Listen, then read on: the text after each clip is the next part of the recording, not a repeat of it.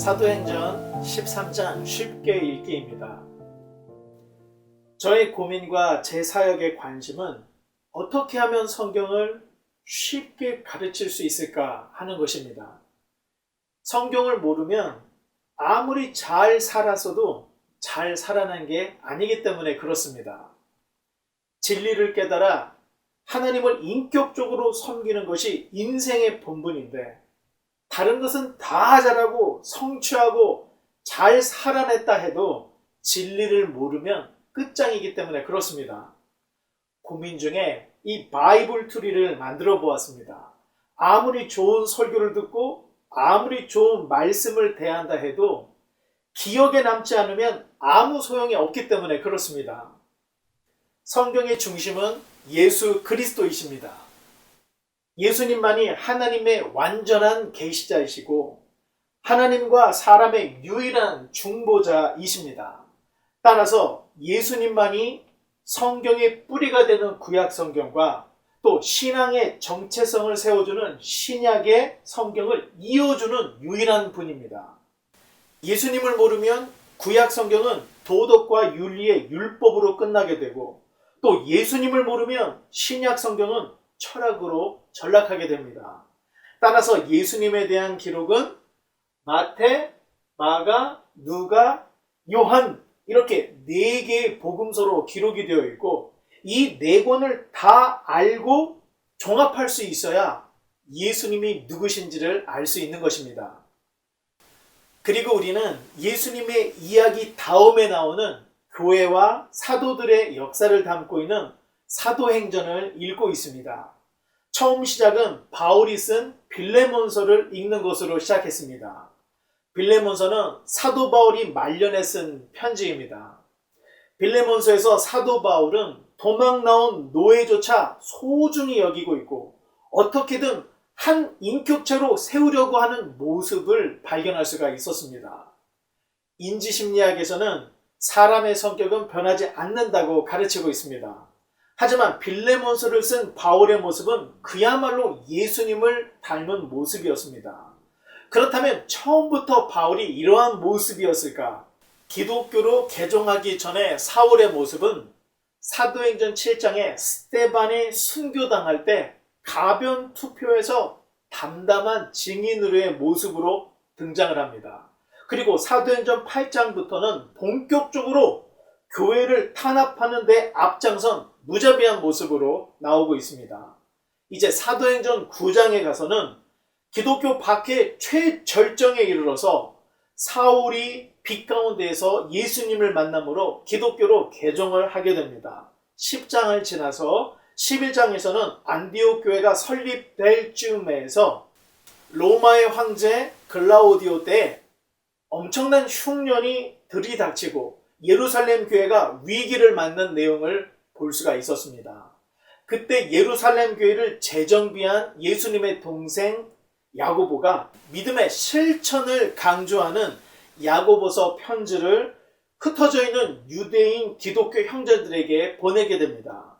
안디옥 교회는 바울과 바나바 편에 예루살렘 교회를 돕는 이 부조를 보내는 내용이 기록되어 있습니다.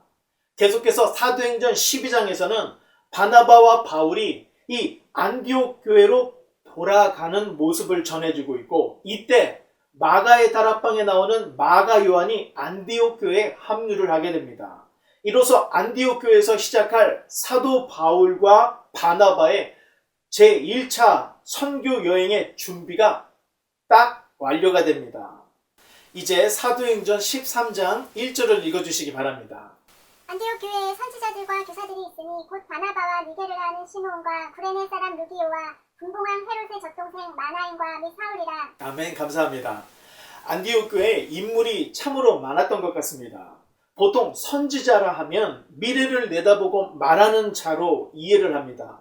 하지만 성경에서 말하는 선지자란 하나님의 말씀을 백성들에게 전해주는 자로 설명을 하고 있습니다. 오늘날 목회자나 설교자들로 생각하면 되리라 생각합니다. 또한 교사는 교회에서 가르치는 분들을 이야기합니다. 성경적으로 신학적으로 교리적으로 충분한 소양이 있다면 교회에서 가르치는 사역을 할 수가 있는 것입니다. 안디옥 교회에 선지자들과 교사들이 있었다는 것은 이 안디옥 교회가 비록 이방 교회였지만 부족하지 않은 자립 교회였다는 것을 보여주고 있습니다. 안디옥 교회를 섬기는 선지자들의 또 교사들의 명단은 다음과 같이 기록이 되어 있습니다. 성경에 나오는 명단은 거의 우선순위가 있습니다. 제일 먼저 영향력 있는 인물을 가장 앞에 두고 그리고 연장사 순으로 기록을 합니다. 이러한 기본적인 양식만 알아도 다빈치 코드와 같은 예수님이 막달라 마리아와 결혼해서 아들을 낳았다는 이런 소설과 같은 이야기에서 현혹되지 않을 수 있습니다. 4개의 복음서에 나오는 마리아의 인물을 연구해보면 막달라 마리아는 예수님과 결혼할 쯤의 나이가 아니라는 것을 알 수가 있습니다. 더욱이 막달라 마리아가 탕녀 마리아라는 주장은 근거가 없습니다. 이러한 기본적인 양식에 맞추어서 바나바는 당연 안디옥 교회에서 가장 중요한 인물로 생각할 수가 있습니다. 바나바는 예루살렘 교회가 공식적으로 파송한 사역자였기 때문에 그렇습니다. 두 번째는 니게르라 하는 시므온인데 니게르라는 말은 검다는 뜻입니다. 피부색이 검은 시므온이 바나바 다음으로 영향력 있는 사역자였다는 것입니다. 세 번째 구레네 사람 루기오인데 구레네라는 곳은 북아프리카 지역을 의미합니다. 예수님께서 십자가를 지실 때 구레네 사람 시몬이 예수님의 십자가를 대신 지어주는 기록이 있습니다. 그때 구레네라는 지역이 한 번 더 등장을 합니다. 네 번째는 분봉왕 헤롯의 젖동생 마나엔인데 분봉왕 헤롯은 세례 요한 그리고 예수님께서 활동할 때 갈릴리 지역을 다스리던 4분의 1쪽짜리 분봉왕 헤롯 안티파스일 것으로 추정할 수가 있습니다. 젖동생이라는 말은 같은 유모에게서 함께 자란 형제라는 뜻입니다. 그렇다면 마나에는 당시 왕가 출신이었던 것을 볼 수가 있습니다. 그런 사람이 예수 그리스도를 만나서 안디옥 교회에서 사역을 하고 있는 것입니다. 여러분들도 분명히 지금은 학생들이고 청소년들이지만 여러분은 분명히 위대한 사람이 될 것이라고 생각하고 그렇게 위대한 하나님의 사람이 교회를 섬길 수 있는 이런 것들을 우리는 성경에서 볼 수가 있는 것입니다. 그리고 마지막 5번째가 사울입니다. 본문에는 및 사울이라고 표기를 하고 있는데 사울은 이 5명 중에 제일 막내일 뿐만 아니라 간당간당하게 턱걸이로 이름이 오른 듯한 모습으로 기록이 되어 있습니다. 아직 바울의 이름도 사울로 표기가 되어 있습니다. 개종한 지가 꽤 오래되었지만 사도행전을 기록한 누가는 여전히 바울을 사울로 표기를 하고 있고 안디옥 교회에서도 맨 마지막에 그 이름이 딱 겨우 붙어있는 모습으로 비춰지고 있습니다. 이제 2절로 3절의 말씀을 읽어주시기 바랍니다. 주를 섬겨 금식할 때 성령이 이르시되 내가 불러 시키는 일을 위하여 바나바와 사울을 따로 세우라 하시니 이에 금식하며 기도하고 두 사람에게 안수하여 보내니라. 아멘. 감사합니다. 이 금식이라는 것은 자기 자신을 내려놓는 것을 말합니다. 자기를 내려놓고 금식을 했더니 성령님의 음성이 들리게 되더라는 것입니다. 성령님께서 말씀하시기를 특별한 지시를 하고 계시는데 바나바와 사울을 구별하여 세우고 그 두 사람을 위해 기도하고 안수하여 성령님께서 지시하시는 곳으로 보내라는 것입니다. 이러한 의미에서 사도행전을 성령행전이라고 말합니다. 초대 교회와 제자들이 나아갈 길을 성령님께서 직접 이끌어 주시기 때문에 사도행전은 성령행전으로 이해할 수가 있는 것입니다. 저와 여러분들도 마찬가지입니다. 성령님께서는 저와 여러분의 삶을 인도해 주실 뿐만 아니라 선한 길로 인도해 주십니다. 이렇게 성령님께서 하나님이 내 인생을 이끌어 주신다고 하는 믿음을 가진 것이 진정한 신앙의 모습인 것입니다. 이제 두 사도의 선교 여정이 시작이 되는데 지도를 보면서 따라가 보려고 합니다. 아마 지도를 봐도 익숙하지 않을 것이라고 생각합니다. 그래서 구글 얼스로부터 시작을 하려고 하는데 이렇게 포인트된 곳이 예루살렘입니다. 예루살렘 쪽을 쫙 확대를 해보면 중동 지역이 나오게 됩니다. 예루살렘 남섬 쪽에는 이집트가 있고 또 남동쪽에는 아라비아 반도가 있습니다. 예루살렘 북쪽으로는 소아시아, 오늘날의 터키가 있고 또 동쪽으로는 아시아, 또 서북 방향으로는 유럽이 보이고 있습니다. 예루살렘은 아프리카, 아시아, 유럽 세계 대륙의 길목이라는 것을 알 수가 있습니다. 구글어스를 더 당겨보면 대서양과 연결이 되는 지중해가 나옵니다. 이 지중해라는 말은 남쪽으로 이집트, 동쪽으로 아시아, 북쪽으로 유럽 세계 대륙의 중간에 있는 바다라고 해서 지중해라고 합니다. 중앙에 보이는 섬이 바로 우리가 함께 살펴보려고 하는 키프로스 섬입니다. 성경에는 구브로라고 나와 있습니다. 이 지도가 눈에 익어야 합니다. 참고로 바나바는 이 구브로 태생이라는 것을 볼 수가 있습니다. 성령님께서는 제자들을 보내실 때 제자들이 한 번도 가보지 않은 전혀 미지의 땅으로 보내지지 않으신다는 것입니다. 그러니 전도 또는 선교라는 것은 내 주변에 아는 사람들에게 복음을 증거하는 것부터 시작해야 한다는 교훈의 말씀이 담겨져 있는 것입니다. 자, 이제 4절로 5절의 말씀을 읽어보겠습니다. 그 사람이 성령의 보내심을 받아 실루기아에 내려가 거기서 배 타고 구브로에 가서 살라미에 이르러 하나님의 말씀을 유대인의 여러 회당에서 전할세 요한을 수행원으로 두었더라. 아멘. 감사합니다. 두 제자는 이 수리아 안디옥에서 항구가 있는 실루기아로 내려갑니다.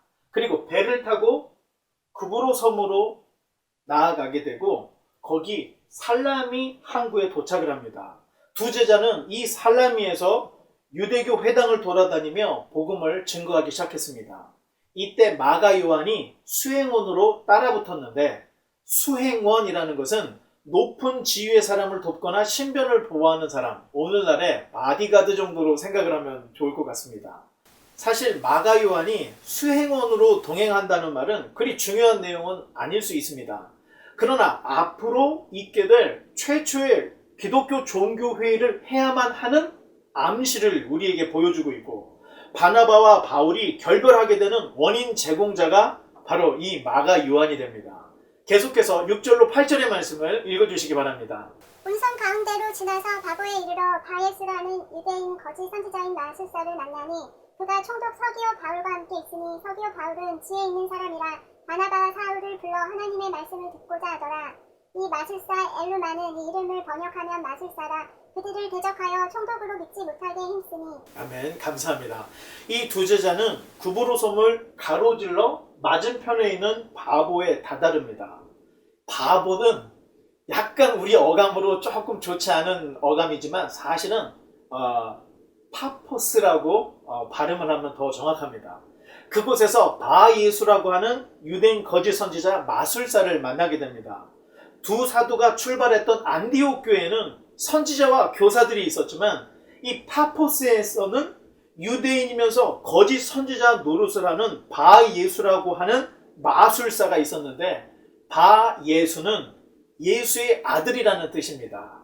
그 당시에 예수라는 이름과 마리아라는 이름이 가장 흔한 이름이었습니다. 예수는 히브리어로 여호수아, 또 마리아는 히브리어로 미리암을 뜻합니다. 자, 그리고 그곳에 서기오 바울이 등장을 하는데 사실은 세르기우스 파울로스입니다. 두 제자가 얼마나 열심히 복음을 전했는지 이 파포스의 총독 서기오 바울이 두 제자가 증거하는 하나님의 말씀을 듣고자 했다 이렇게 전해지고 있습니다. 그러나 마술사 이 바예수가 총독으로 하여금 두 제자의 복음을 듣지 못하게 방해를 했습니다. 어디에나 이런 자들이 있습니다. 이런 자들은 총독에게 압첨을 하고 또 총독이 진리를 알아 자신을 떠날까봐 두 제자가 이 총독을 만나지 못하도록 견제를 했던 것입니다. 이제 9절로 12절의 말씀을 읽어주시기 바랍니다. 바울이라고 하는 사울이 성령이 충만하여 그를 주목하고 이르되 모든 거짓과 악행이 가득한 자요 마귀의 자식이요 모든 의의 원수여 주의 바른 길을 굳게 하기를 그치지 아니하겠느냐. 보라 이제 주의 손이 내 위에 있으니 내가 맹인이 되어 얼마 동안 해를 보지 못하리라 하니 즉시 안개와 어둠이 그를 덮어 인도할 사람을 구하는지라. 이에 총독이 그렇게 된 것을 보고 믿으며 주의 가르치심을 놀랍게 여기니라. 아멘. 감사합니다. 이 분을 내지 못하고 울지 못하는 것도 심리적인 트라우마 중에 하나입니다. 정상적이라면 기쁠 때 기쁨을 표현하고 슬플 땐 울기도 하고 화가 날 때는 분을 내는 것이 정상적인 사람입니다. 예수님도 성전이 종교 지도자들의 장사터가 된 것을 아시고 뒤집어 엎으시고 또 외식하는 서기관과 바리새인들을 향하여 독사의 자식들아 이런 험한 말씀도 하셨습니다. 그렇다고 아무 때나 뒤집어 엎거나 욕을 해서는 아니 됩니다.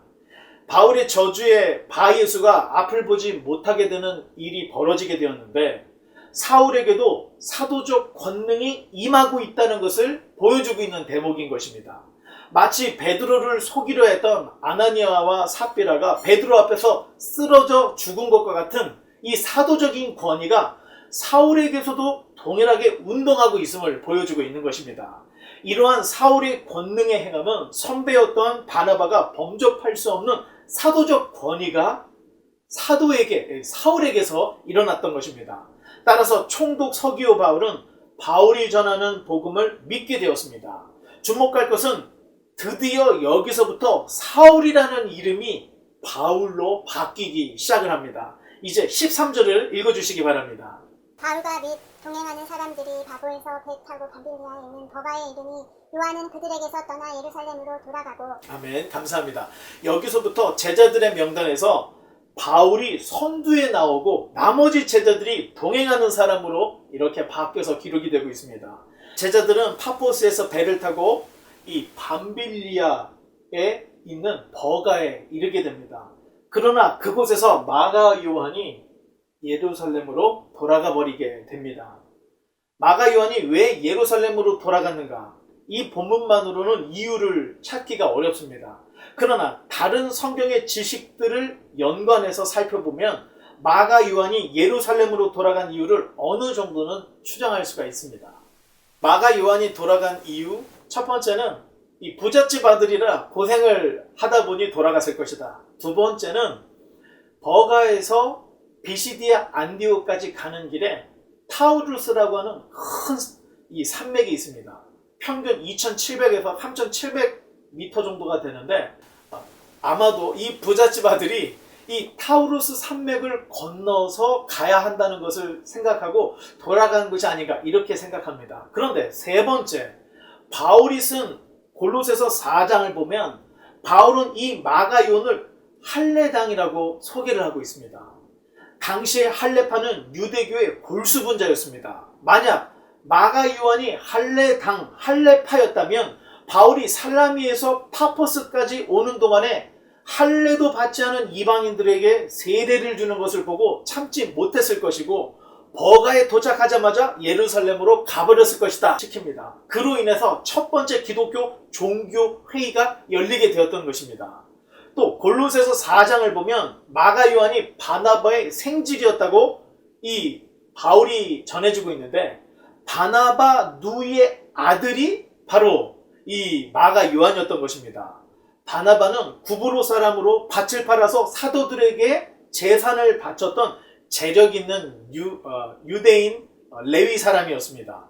또 마가의 다락방에 나오는 마가 요한 또한 상당한 재력가였던 것으로 보여집니다. 그렇다면 바나바 입장에서 마가 요한이 도중에 예루살렘으로 돌아간 것을 충분히 이해했을 것이고 그것을 우리가 예상해 볼 수가 있습니다. 그러니 이제 모든 문제가 해결이 된 후에 바나바는 2차 전도 여행을 떠날 때 굳이 마가 요한을 다시 합류시키려고 했던 것이고 이 바울은 마가 요한을 데려가고 싶어 하지 않았습니다. 결국 이 문제로 바울과 바나바가 결별을 하게 되어서 바나바는 이 이후에 이름이 등장하지 않게 됩니다. 이제 14절로 15절의 말씀을 읽어주시기 바랍니다.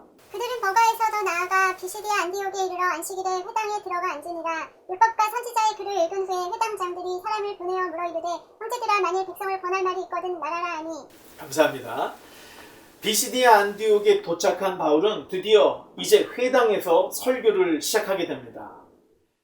오늘 예배 후에 가톡 시간에 사도행전 13장 16절로 41절까지 사도 바울이 어떤 설교를 하고 있는지 그 설교에 나오는 구약의 인물들도 한 번씩 여러분들이 살펴보시고 또 나누어 주시기 바랍니다.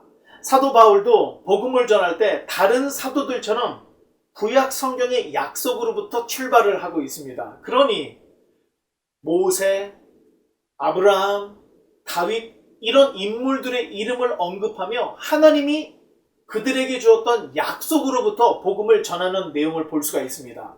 이 바이블 트리를 다시 떠올려 보시면 구약 성경은 나무 전체를 바치고 있는 뿌리라는 것을 알 수가 있습니다. 뿌리란 과거의 역사를 의미합니다. 우리가 예수님을 믿는다 할 때 잘못하면 예수라는 동명이신, 즉 예수가 아닌 바예수를 예수로 착각하고 신앙할 수가 있는 것입니다. 제가 믿는 예수님과 여러분이 믿는 예수님이 성경적으로, 신학적으로, 교리적으로, 역사적으로 같아야 합니다. 누군가를 안다고 할 때는 그 사람의 과거의 역사를 알아야 안다고 할 수가 있는 것입니다. 따라서 우리 성경에는 이 신앙의 뿌리가 되는 구약 성경을 없애지 않고 그대로 가지고 있는 이유가 바로 여기에 있는 것입니다. 이제 말씀의 결론을 맺겠습니다. 많은 분들이 목사가 과학이나 철학이나 뇌과학 이런 것들을 공부해야 하는가? 이런 의문을 말씀하시는 분이 계십니다. 성도님들이 성경을 가까이 하지 않고 신앙생활을 하면 미신으로 전락하듯이 목사도 공부를 하지 않으면 객관성을 잃어버린 종교 장사꾼으로 전락할 수 있기 때문에 목사는 평생 죽을 때까지 열심히 공부를 해야 합니다. 오늘날에 마음만 먹으면 무엇이든지 어느 전문가 수준까지는 아니라도 전문적인 지식을 쌓을 수 있는 시대가 되었습니다. 그만큼 지식의 문이 활짝 열려있다고 볼 수가 있습니다. 그러니 목사들도 양자역학, 뇌과학을 공부해서 엘리트들과 대화를 할 수가 있어야 하고 그들에게 복음을 증거할 수가 있어야 한다는 것입니다. 사도행전 마지막 28장까지를 보면 바울은 황제에게 나아갑니다. 물론 황제에게 재판을 받는 상황이었지만 결국은 황제의 앞에까지 나아가는 모습을 보여주고 있습니다. 물론 황제 앞에 섰다고 해서 황제를 개종시키지는 못했습니다. 그러나 그 과정이 중요하다는 것입니다. 바울이 황제 앞에 서기까지 수많은 총독들, 당시의 엘리트들을 만나서 그들에게 복음을 전하는 이 복음의 여행을 우리에게 보여주고 있습니다.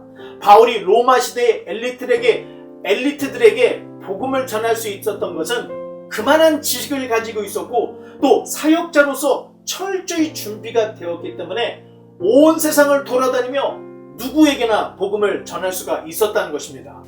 예루살렘의 문을 걸어잠그고 기도만, 성경만 보겠다면 답이 없습니다. 결국 예루살렘 성도들은 다시 유대교로 다 돌아가 버렸고 예루살렘 교회는 문을 닫고 사라지고 말았던 것입니다. 여러분들이 자기 일에 최선을 다해야 할 이유가 여기에 있습니다.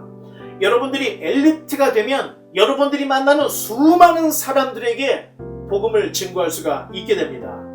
준비된 사역자, 준비된 하나님의 사람은 노예에게는 노예같이 낮아진 모습으로 나아갈 수가 있고 또 높은 자에게는 대등한 모습으로 나아갈 수가 있습니다. 여러분들이 힘이 없으면 세상과 등지고 예루살렘에 가서 숨을 수밖에 없게 되지만 기독교 신앙이라는 것은 숨는 신앙이 아니라는 것을 알아야 합니다. 기독교가 가는 곳마다 교육의 문이 열렸고 여성의 권리가 높아졌고 또 노예 제도가 폐지되고 사라져 왔습니다. 그것이 하나님의 뜻이었기 때문에 그랬는데 예루살렘에만 숨어 있으면 아무것도 할 수가 없다는 것입니다. 바라기는 저와 여러분이 철저히 준비된 하나님의 사람이 되어서 이 혼탁하고 혼미하고 혼동스러운 시대에 하나님의 뜻에 합한 사람이 되어서 그 나라와 그 의를 위해 섬기는 저와 여러분 되시기를 주님의 이름으로 간절히 축원합니다.